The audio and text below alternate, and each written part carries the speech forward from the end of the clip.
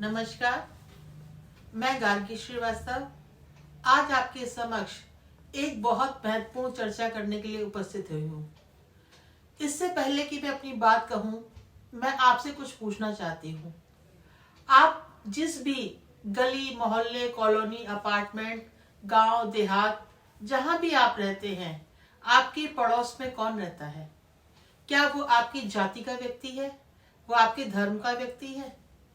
चलिए छोड़िए, मैं दूसरी बात पूछती हूँ।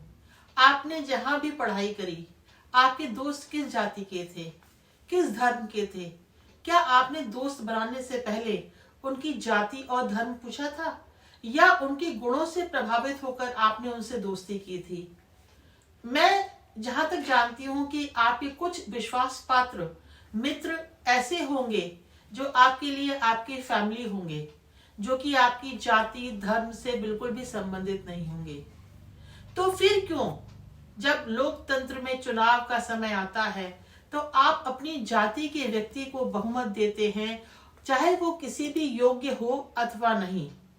आपकी इस मानसिकता को देखते हुए आजादी के इतने सालों में ये बात और ज्यादा गहरी होती जा रही है कि पार्टी के लोग जाति विशेष के बहुमत को देखते हुए उस सीट से उस जाति विशेष के व्यक्ति को टिकट देते हैं।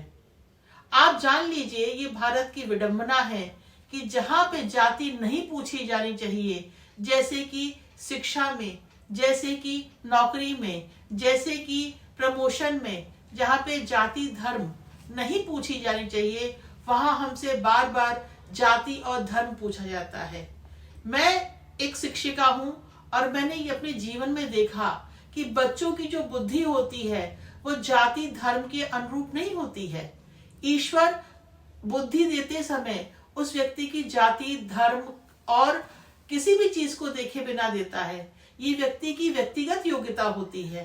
तो जब हम अन्य विषयों में केवल व्यक्ति के गुणों को देखते हैं, तो जब लोकतंत्र का अवसर आता है तो क्यों हम जाति विशेष पे चले जाते हैं?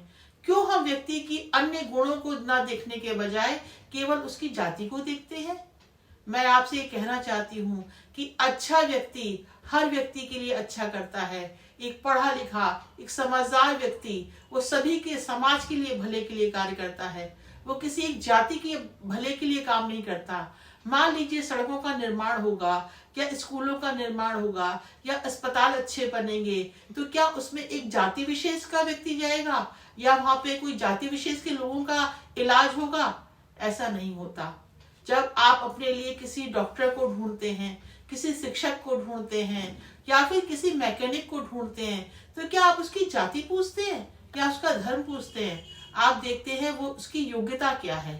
तो इस लोकतंत्र के पर्व में हमारा ये दायित्व होना चाहिए कि हम लोकतंत्र को सुदृढ़ बनाने के लिए, उसको मजबूत बनाने के लिए व्यक्ति के व्यक्तिगत गुणों को देखें, ना कि उसकी जाति और धर्म को। जब तक हम संकीर्ण सोच के साथ चलते रहेंगे, ना आपका विकास होगा और ना ही देश का विकास होगा। फिर हमें कोई अधिकार नहीं कि चुनाव के बाद हम उस व्यक्ति की आलोचना करें, क्योंकि उसका चुनाव हमने किया था और हमने चुनते वक्त उसकी योग्यताओं को ध्यान में नहीं दिया था। तो मेरा आपसे आग्रह है, जब लोकतंत्र के पर्व में अपनी भूमिका आप निभाएं, तो उस व्यक्ति की सिर्फ और सिर्फ व्यक्तिगत योग्यताओं पर ध्यान दें और अपना मत अवश्य दें। मैं फिर पुनः उपस्थित होंगी आपके समक्ष। तब तक के लिए आप अपना ध्यान रखिए। नमस्कार।